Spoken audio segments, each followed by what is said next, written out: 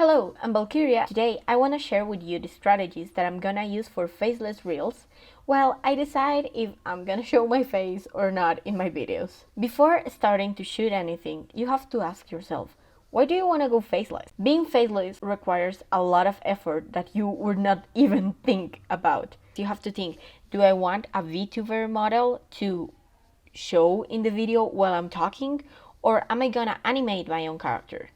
Those two require a lot of effort that a normal video will not. You can also do a podcast. Instead of your face or showing where you're recording, you can just show a speed paint, show what you're working on, like I'm doing right now. Or you can do videos based only on B-roll and stock photos and other things that don't show your face. Any reason is valid, but make sure you know what consequences each one will take. Also, if you want to just go faceless, you might be able to show your hands, your back. But if you don't want to show anything about yourself, that will also affect what kind of videos you can shoot and how you will edit. The reason I'm currently faceless is that I don't have a camera, like a good camera to record, and most important, I don't have a good background. And now you will say, it's more important a good camera. And not for me. I went to film school and I was almost all the time in the art department. So I became very, very picky when it comes to clothes, makeup, and backgrounds. These conditions are very specific from person to person, and you have to think about them because they will determine how you shoot and the kind of videos you make. And finally, before going into the ideas, you have to know your value. There's one thing all creators have in common, and it's giving value. People will not see your content if you're not offering them something. You can offer them education, you can offer them ideas, you can offer them entertainment, inspiration, relax. I don't know, you can offer them a lot of things, but you have to offer them something. They have to gain something from your video, otherwise people will not be there. Do you want to go down the entertainment road or do you want to go in the education path? You can do tutorials or do you want to write stories? Or you can do both. I really believe you can do both, but usually we don't see that. And it's more difficult. I'm trying to get there, but we're not there yet. Anyway, now that we have all of those things in our minds, now that we think through all of that stuff, let's move to the ideas. The first idea is an speed paint. This is mainly for digital artists since I am mainly a digital artist. Procreate and, if I'm not wrong, Clip Studio do this automatically, so it's a really low effort kind of video.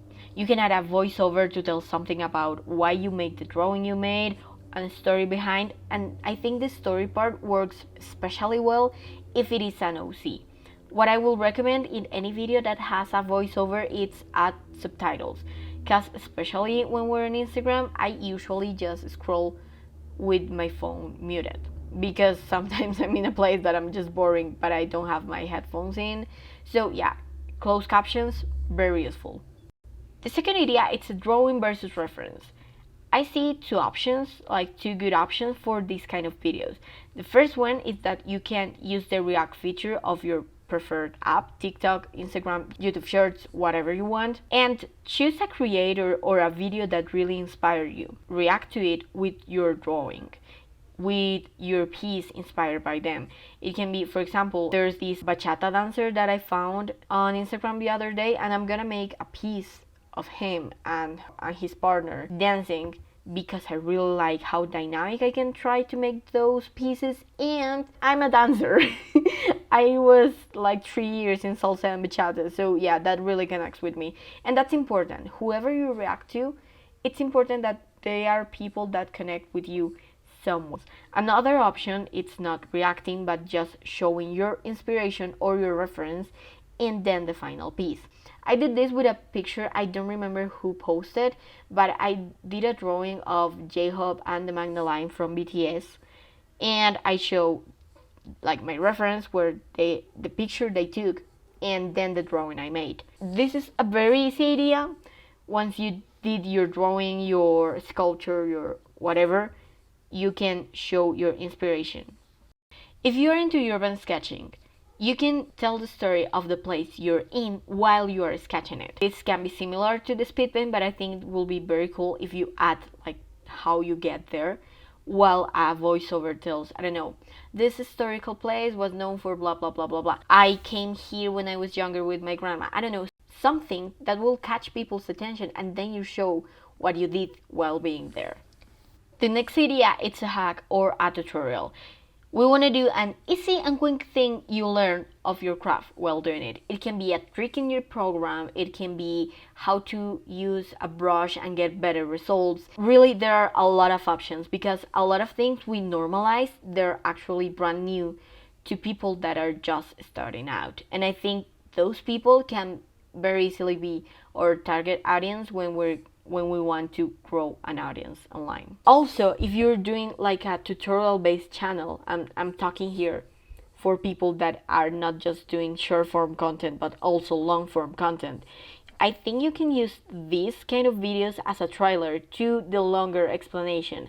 I've seen a lot of videos of different artists that have like a very short and general video of a tutorial, and the longer version of that tutorial where they go into more detail, more techniques, it's in their YouTube channel. So they use this short form content as a trailer, and you can just see the short, but you can also get more information in the long form video. So use this as you please, but I think it's a very interesting tool to use as a trailer more than as a main source of content. Now we have before versus after. I love when someone shows their 12 years old drawings and now they're a full-time artist, or they've been drawing for X amount of time. Those things are amazing. So I really think that can be a very cool video. And you can also show here your sketch versus your final. There are people that their sketch is actually very clean, and the main difference between their sketch and their final piece, it's probably the brush they used or the colors. There are other people that their sketch, it's, you will see it and no one except them will understand, and then you see the final piece and you're like, oh, that's what all those lines meant. So yeah, I think this is a very good idea, and once again, especially if you're digital, it's low effort. If you're in traditional, just make sure that you take a video or a photo of your sketch and then one of your final. If you want, you can take some in betweens, but I like it better when it's just sketch versus final. Top whatever. What are your favorite things to draw, to do art? What is your top software? What are your favorite web pages or book recommendations? This can be a very quick video of showing, yeah, this is the place I go the most for reference. This is the place I go the most for whatever thing. It can be a virtual place like a web page or an Instagram account or other channels. I don't know. It can be on the internet or it can be a physical place. If you're doing a physical place, you have to take into account who your target audience is. If my target audience is English speaking people, I can't do my favorite place because they will not be able to be there because I live in Colombia. So it will not match. I'm trying to aim for English speaking people, English speaking countries. So I have to go to something they can go to. And that's the internet in my case. Once again, this depends a lot on the strategy you're going for and what your target audience is. The next one, it's a relatable post. This is more in the entertainment, comedy kind of thing. You can make some sort of short comic or a meme, something that happened to you that low-key we know had happened to a lot of us, or pretty much everyone.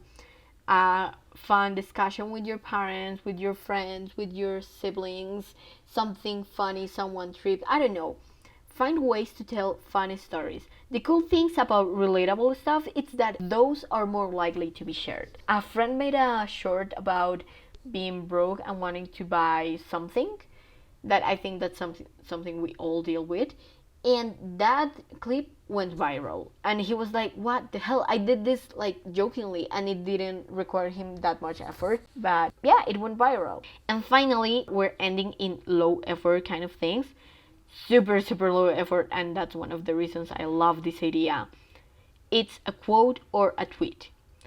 So you put a video in the background and over that you put like the quote in a cute text box and you decorate it according to your own aesthetic, or you can just put like a tweet from your account and a cute little video in the background, or not necessarily cute, but you get the point.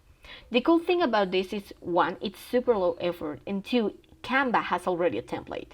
You can share a question, an opinion, or anything in a short written form, like a tweet, and people will like it. And I think, and this is just a theory, I have to check it, I think this will encourage people to comment and to interact with you, and that will boost your engagement. And talking about testing, all these ideas, I'm gonna implement them in the next few weeks. So if you want to know how it went, stay tuned. Don't forget to subscribe to see the results in the next video. See you soon. Bye!